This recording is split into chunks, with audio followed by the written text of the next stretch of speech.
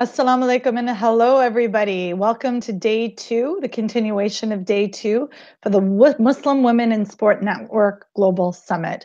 I'm so excited to be here today with some incredible people. I'm really honored because this particular session on sport and development is something that personally interests me, that I've written about. So it's an honor to be in the company of these formidable women who are on the forefront of doing work for sport and development in the respective regions. So today we have Dr. Hajar Abulfazl, and she is actually in DC, so we're in the same time zone, which is so great, alhamdulillah. We have Fatuma Abdul Kadir, who is coming to us from Kenya, and we have Haneen Khateeb and Yasmeen Shabsough, who are coming to us from Jordan. So I'm going to ask each of them, starting with Dr. Hajar, to explain a little bit of the work they do. And then I can add on, because I already talked to them about not being too humble, because I feel these women don't go around shouting about how great they are enough. So that's also what I'm here to do, is lead the conversation and steer it in a way so we can maximize on time and on ideas, inshallah. Okay, Hajar?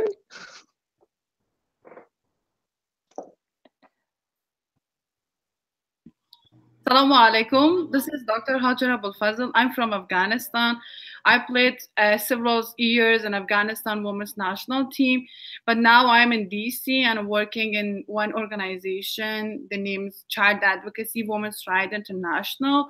I'm currently working for the health, to educate the girls and women about their health, about their body, and educate them about their mentality health. And about the sport area, I did in Afghanistan national team, and talking more than 1,000 girls when I was in Afghanistan, and playing in Afghanistan national team, and also working from a football federation. We after we playing football in Afghanistan and working in Afghanistan Football Federation, promote more football for the public, for the people, to encourage them to we can use football a tool of empower girls and bring girls from home outside to be active in the community and participate in any activity of the government and any sector of Afghanistan.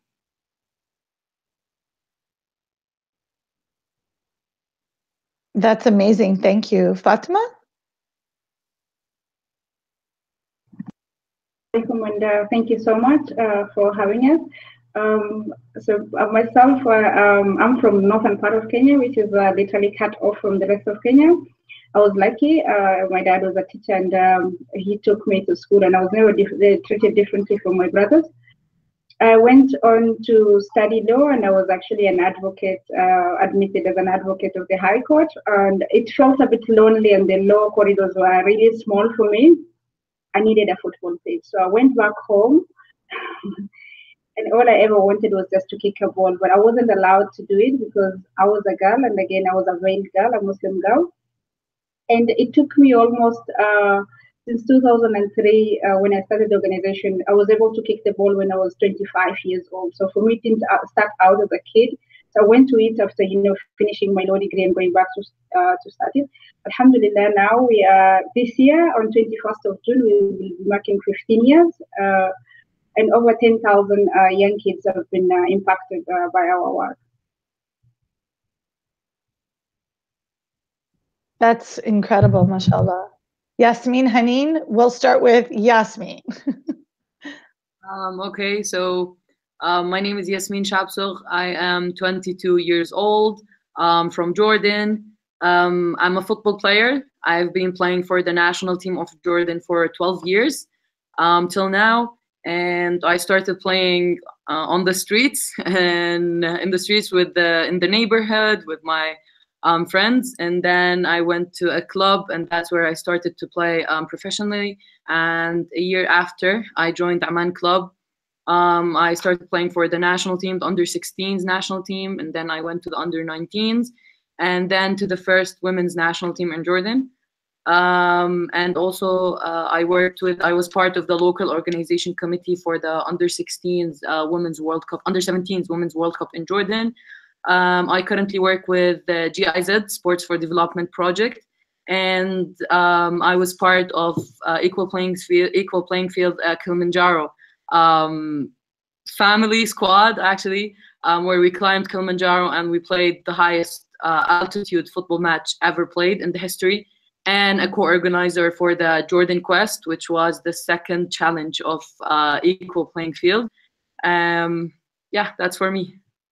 Salam guys, this is Haneen from Jordan. I'm also 23. I turned 23 yesterday, and I used to play football for 7 years.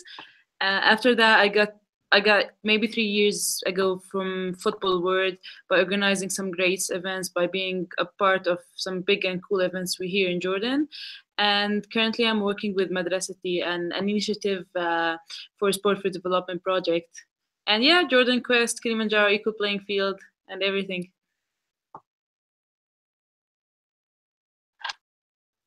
Well, first of all, happy belated birthday to you. And also, I'm not going to say how old I am. We're not going to do that. So I just wanted to kick off this session with all of you have talked about how important sport has been in your life and what you've done. And I just want to, because not every space is the same and not every story is the same, obviously, which is one of the things we're hoping that our listeners will understand and learn from. Dr. Hajar, if you could tell us a little bit about what sort of started, how you started using sports, specifically football, with Afghanistan, and because the current team doesn't necessarily practice all together, what that looks like, and how is it to use football in that way when you don't necessarily have access to the infrastructures that consistently and in all clarity, this security and safety that you need. What does that look like in Afghanistan? Thank you for your question.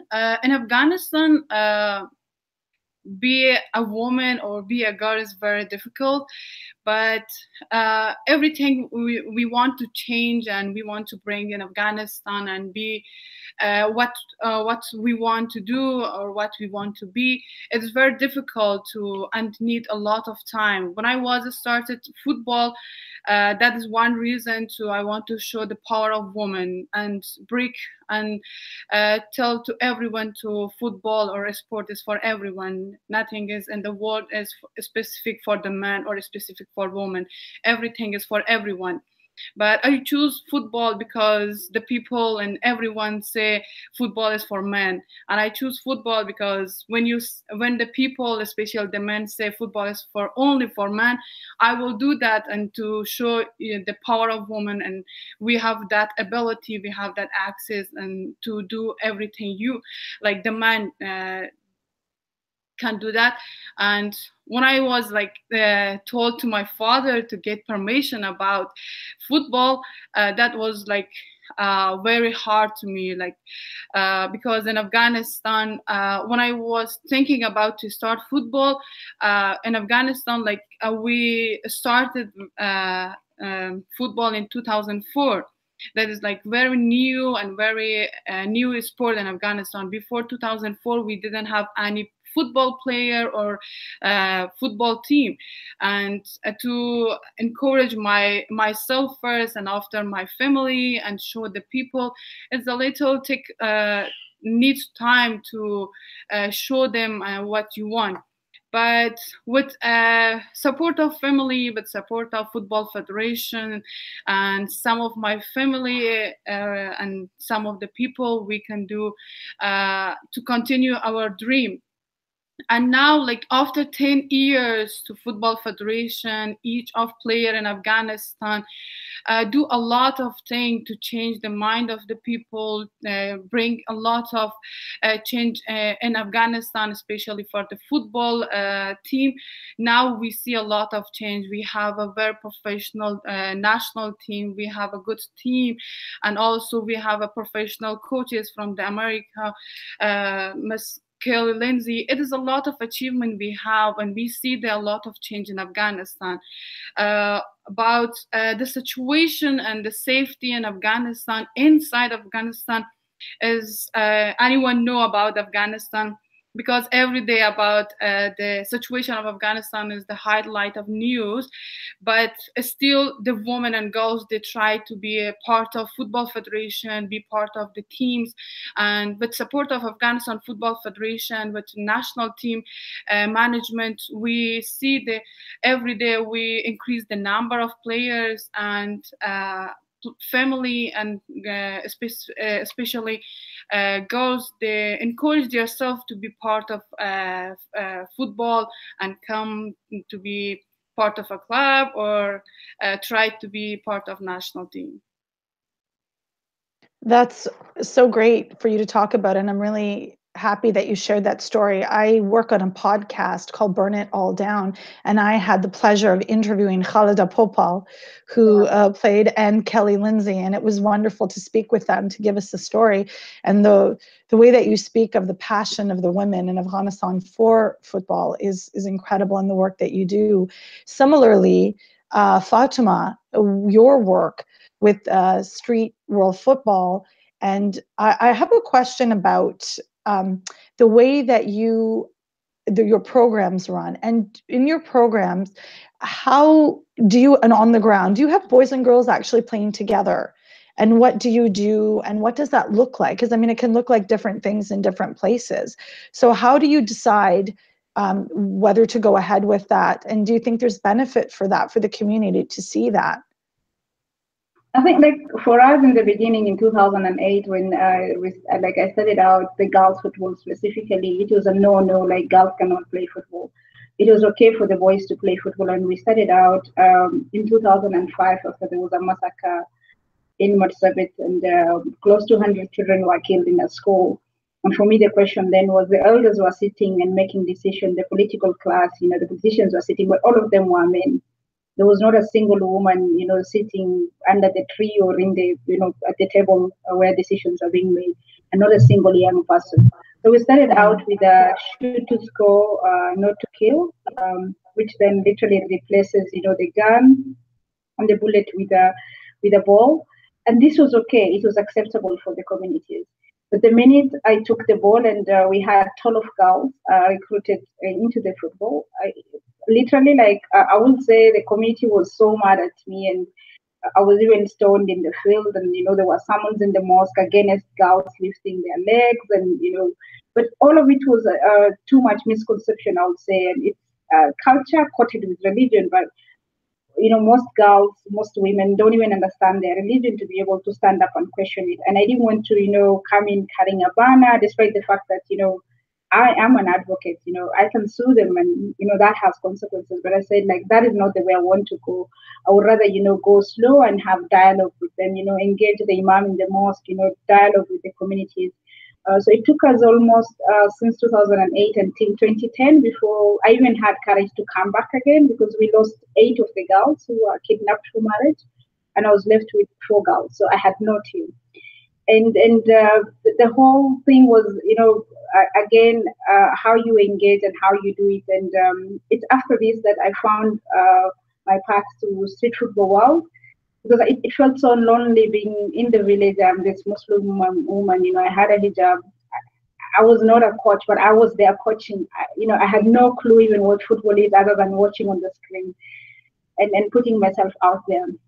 But again, I was really strong and very persistent, so I never gave up. And through this engagement, then we were able to get, currently we have 1,645 girls playing football. And literally, like, most of them now, I'm hoping that we can get some of our girls into the national team, because the quality is very high, and they coach the younger ones, and it's this generation thing. 3 years ago, I felt we're just talking to ourselves, because the issues we are handling through the football, breaking the silence on issues of FGM, early marriage, and breeding, and girls dropping out of school is very captured. But at the same time, it's coated with Islam, it's coated with religion, and people will quote a hadith, and the Prophet never said you can't do it. He never said you can do it, and it's this in between ground where it's so hard to challenge. And I felt if we are just having the girls on the field, then we will not win, against FGM. We will not win for Ali marriage. We needed the boys on the team. And this is when, again, we took another huge risk to, get the boys on the pitch. The boys felt also so much, secluded, and there was a lot of complaint. They will come to the field, they're not allowed to play. But yeah, so we set a rule that if a girl scores, the goal is counted as two. Crazy rule. But then the boys now have to bring their sisters along to play in the field. So it's not up to me or Hodi to go and look for the girls, in the village. So each home, you had a sister, so bring your sister to the team. So that would then lessen the burden on us. But then we will have discussions on, female genital mutilation. We talk about early marriage. We'll talk about, girls accessing education. How does it feel for the boys? Because these are the boys who will marry these girls in the end. And if they are okay with girls who are uncut, then I think we would have won, the war. And that is the path we wanted to take. And the 45 girls out, I said 1,645. 45 are now actually in a madrasa, in an Islamic school. And I bet this is like the first, Islamic school in the Horn of Africa to have a girls team, and they have divided the football pitch into two halves to give space for the girls to play. That's really incredible, starting, like, mashallah, what you've managed to accomplish. And so you're saying from 2008 you've begun this, so it's in a matter of 1 decade you have managed to start training and developing young girls. And with everything, just so our viewers, Fatuma was talking about FGM, which is female genital mutilation eradication, and projects around that, just to make sure everybody heard that, because work in that field is really incredible. And using football as a way to educate, using sport as a way to advocate for those girls is tremendously powerful. And Yasmeen and Haneen, I know you both have played together previously and broken records together and arranged incredible meetings of footballers from around the world.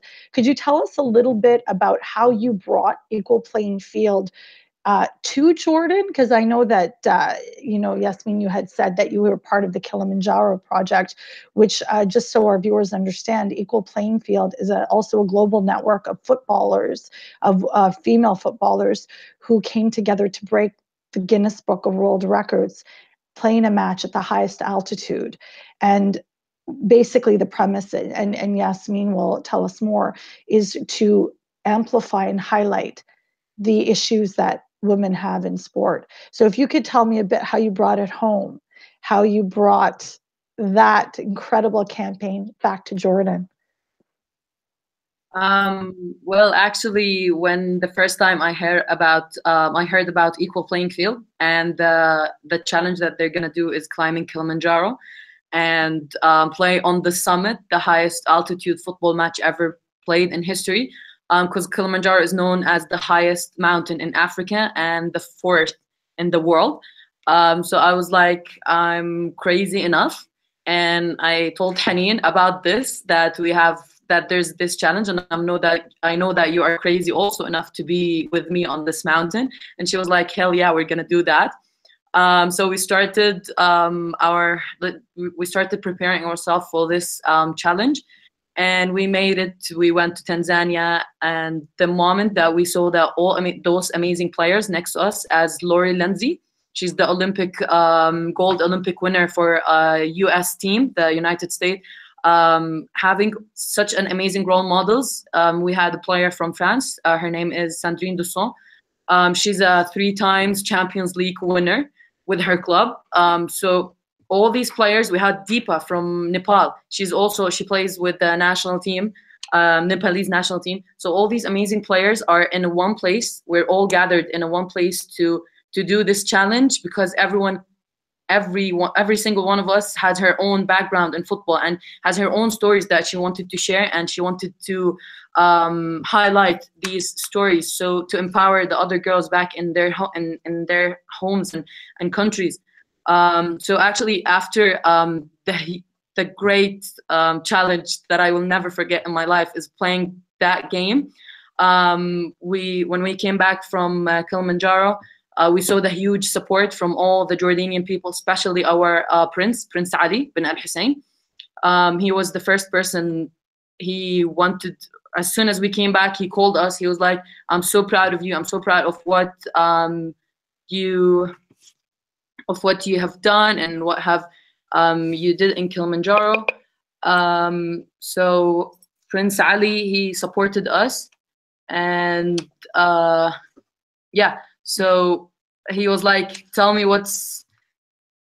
So Prince Ali listened to our like proposal. Yasmeen had that crazy idea that as we play the highest, shall we play the lowest? And you know that we have the Dead Sea area here, and we thought that we have to give back to the community we came up. Like maybe we don't want other girls to get struggled the same way we struggle in, and we went to make football more popular for all the people over here. So instead of climbing a mountain, we've done a huge tour for in Jordan. It took from us like 11 days. It takes very physical challenge. We did some community grace service. We've done over for 4 football clinics for over 600 girls around Jordan, and it ended up like playing the closure. It was for the lowest altitude football match in history.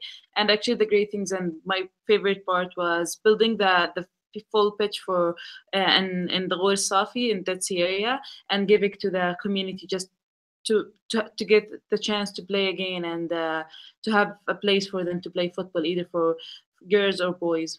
And it's actually all started as a joke, because when we were in Kilimanjaro, we were sitting together, me and Haneen and all the players, and we were like, yeah, we played the highest and we broke the record. We have the Dead Sea in Jordan, come play the lowest. And that's definitely what happened. It changed from a joke to a reality. Because since we came back here after Kilimanjaro, we had this challenge in our mind, and we started working with the Prince and with the Equal Playing Field, looking for sponsors, looking for partners. And that's where we started doing our job. Like both of us, we have our own jobs, but after we finish, we go to each other's house and start working, because we want this to happen, because we saw the support that we had and the great impact that we trying to change.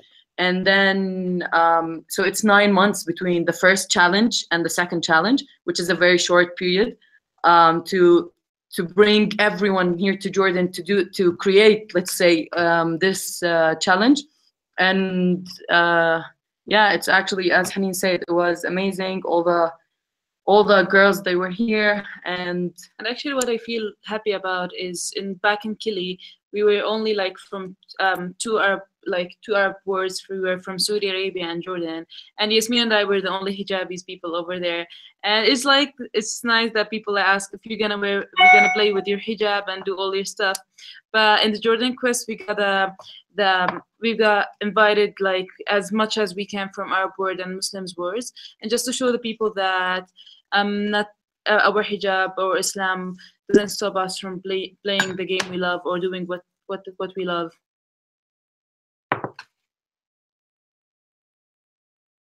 Okay, everybody, we went offline for this one, so Nida just sent us a new hangout, so please switch over to that one. I'm so sorry. We should leave call.